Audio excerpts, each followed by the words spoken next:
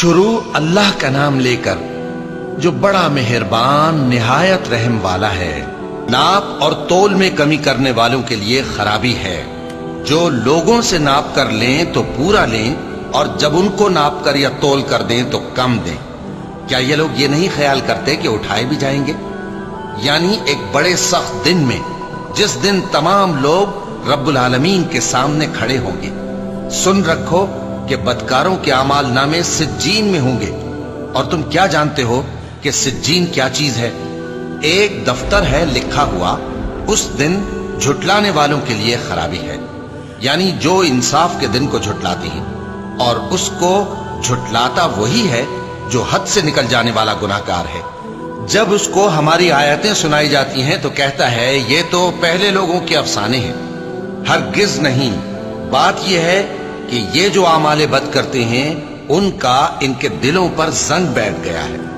بے شک یہ لوگ اس روز اپنے پروردگار کے دیدار سے اوٹ میں ہوں گے، پھر یہ لوگ یقیناً دوزخ میں جا داخل ہوں گے۔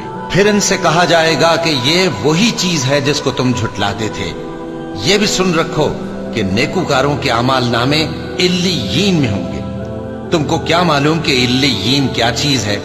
ایک دفتر ہے لکھا ہوا جس کے پاس مقرب فرشتے حاضر ہوتی ہیں۔ بے شک نیک لوگ نعمتوں میں ہوں گے، تختوں پر بیٹھے ہوئے نظارے کریں گے، تم ان کے چہروں ہی سے نعمت کی تازگی معلوم کر لو گے۔ ان کو شراب خالص سر بمہر پلائی جائے گی جس کی مہر مشک کی ہوگی۔ تو نعمتوں کے لیے ریس کرنے والوں کو چاہیے کہ اسی کی ریس کریں، اور اس میں آب تسنیم کی آمیزش ہوگی۔ وہ ایک چشمہ ہے جس میں سے اللہ کے مقرب پیئیں گے۔